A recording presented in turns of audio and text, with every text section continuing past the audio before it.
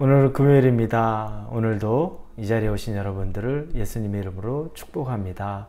같이 기도하고 하나님 앞에 예배드립니다.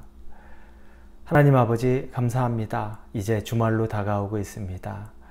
오늘 우리가 금요일을 맞이해서 새 마음으로 열심히 이 한 주를 또 마무리 잘하기 위해서 예배 가운데 섭니다. 하나님께서 우리에게 힘을 더해 주셔서 오늘 하루도 최선을 다하고 살지만, 그러나 우리의 열심으로만 사는 것이 아니라 하나님 주시는 그 성령의 능력으로 힘들이지 않았는데도 불구하고 평안한 마음, 또 기쁜 마음, 감사의 마음으로 오늘 하루를 보낼 수 있도록 성령 충만케 하여 주시옵소서. 감사합니다. 예수님의 이름으로 기도합니다. 아멘. 오늘 우리에게 주시는 말씀은 요엘 3장입니다. 요엘 3장 1절에서 13절까지의 말씀입니다. 요엘 3장 1절에서 13절입니다. 요엘 3장입니다. 1절에서 13절, 우리 같이 1절부터 읽겠습니다.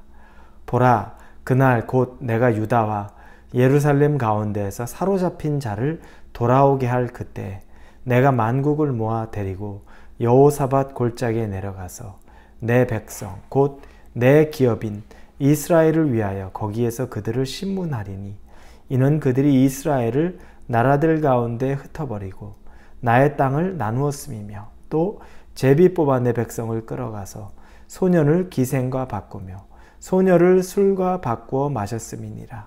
두로와 시돈과 블레셋 사방아, 너희가 나와 무슨 상관이 있느냐? 너희가 내게 보복하겠느냐?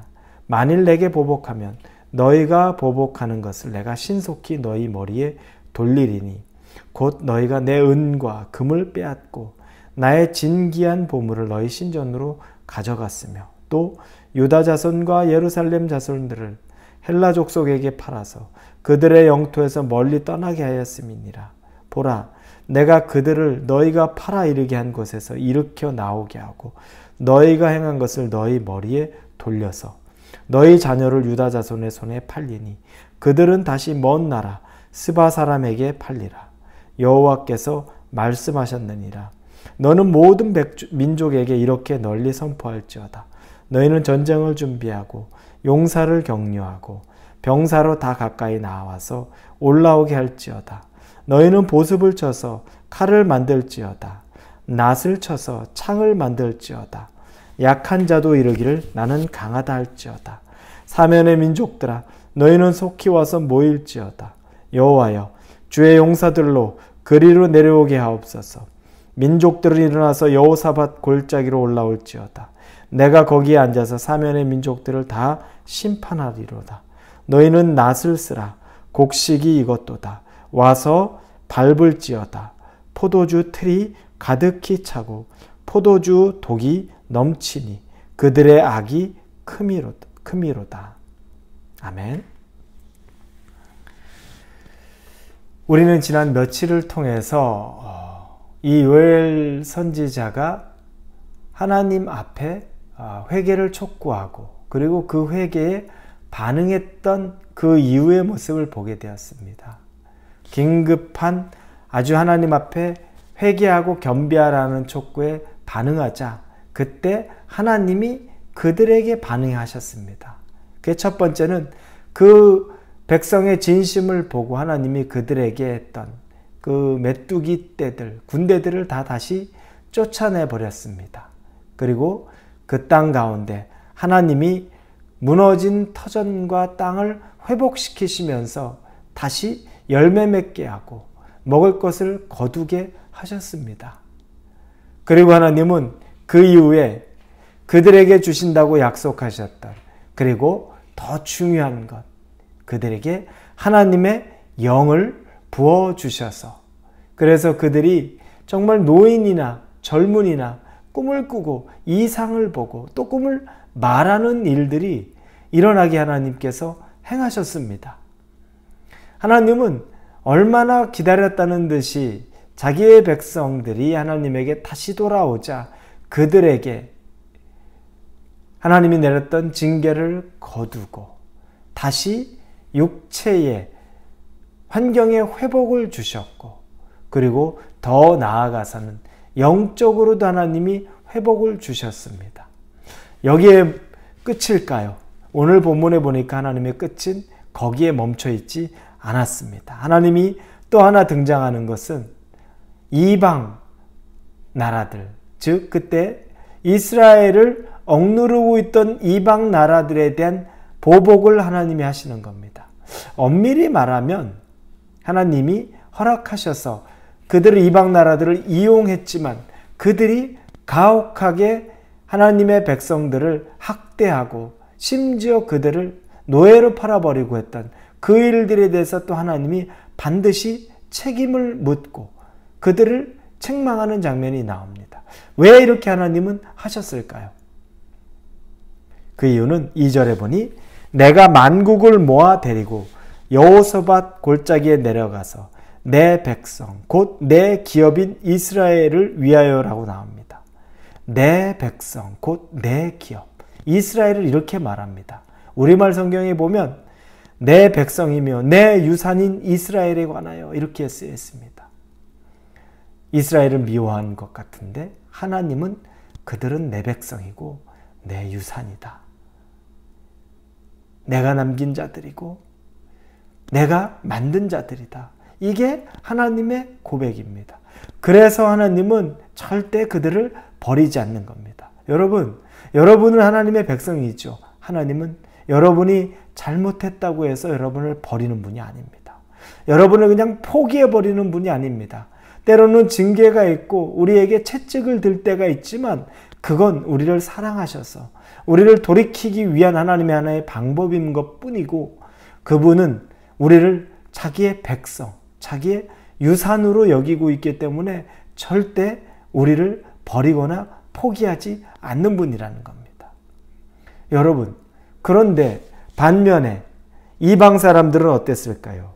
4절에 보니 두로와 시돈과 블레셋 사방아 너희가 나와 무슨 상관이 있느냐? 너희가 나와 무슨 상관이 있느냐? 너희들 나한테 뭘 하려고 하느냐? 그들은 아무 상관없는 민족입니다. 하나님에게 택함받지 못했다면 정말 가슴 아프지만 이럴 수밖에 없는 겁니다. 하나님과 어떤 교착점, 어떤 것도 교제할 수 있는 자리가 없는 겁니다. 그래서 여러분 구원이 우선입니다. 구원받아야 됩니다. 구원받은 자는 내 백성이요 내 유산이라고 말하는 것이고 구원받지 못하면 너희와 나랑 무슨 상관이 있느냐? 너희가 왜 그런 일을 하는 것이냐? 이 말을 들을 수밖에 없는 거죠. 심지어 이들은 하나님의 훈련을 위해서 하나님이 당신의 백성을 훈련을 위해서 사용하기는 했지만 그들이 했던 행위에 대해서는 하나님이 또 잊지 않고 철저히 그들을 억누르고 보복하는 것이 나옵니다. 이렇게 보면 비참합니다. 하나님에게 어떻게 쓰임받고 있습니까? 하나님의 책망의 도구로만 쓰임받고 있는 것 아닙니까? 여러분, 우리 예수님 잘 믿어야 됩니다. 그래도 우리는 예수님 믿는 구원받은 사람이기 때문에 이렇게 쓰임받지는 않습니다. 여러분, 그래서 우리는 감사함을 하나님에게 가질 수밖에 없는 겁니다. 백성, 택함 받은 것, 하나님의 유산이 되었다는 것, 바로 그것입니다.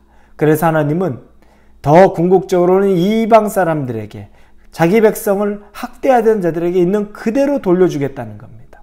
그래서 7절에 보니 보라 내가 그들을 너희가 팔아 이르게 한 곳에서 일으켜 나오게 하고 너희가 행한 것을 너희 머리에 돌려서 왜냐하면 이스라엘 백성들을 팔아서 노예로 팔아버렸는데 내가 그곳에서 다시 내 백성들을 불러낼 것이고 반대로 너희에게는 너희가 행한 것을 너희 머리로 돌릴 것이다. 니들이 행한 그대로 받게 할 것이다 라고 하나님이 저주를 내리는 거죠. 여러분, 하나님에 대해 반드시 그분이 누구인지를 기억해야 될 이유가 여기 있습니다. 우리의 잘못된 내 인간적인 생각과 내 잘못된 경험으로 하나님을 판단하고 재단해서는 안 됩니다. 하나님은 이와 같은 분입니다. 자기 백성에 대해서는 끝까지 책임지는 분이고 자기의 백성, 자기의 유산에 대해서는 철저하게 그 받은 피해와 학대에 대해서 하나님이 묵과하지 않는 분입니다. 원수 갚을 일이 있습니까? 괴로운 일이 있었습니까? 여러분에게 정말 여러분의 잘못이 아닌데 낙심되는 일이 있습니까? 하나님이 그냥 지나치지 않으십니다. 그 주권을 하나님에게 맡기시고 여러분은 오히려 그곳에서 자유하시기를 바랍니다. 하나님에게 모든 걸 맡기고 여러분은 자유하실 수 있기를 바랍니다. 같이 기도합니다. 아버지 하나님, 하나님이 어떤 분인지 다시 보았습니다. 우리가 하나님에게 돌이키니 우리를 용서하시고 우리를 회복시키시고 영적으로 충만하게 해주시고 그리고 다음에는 우리를 힘들게 하고 괴롭게 했던 자들에게 하나님이 보복하시는 모습, 그들을 징계하는 모습을 봅니다. 아버지, 오직 하나님만 바라보고 우리가 하나님 안에서만 살아가게 하여 주옵소서. 예수님 이름으로 기도합니다.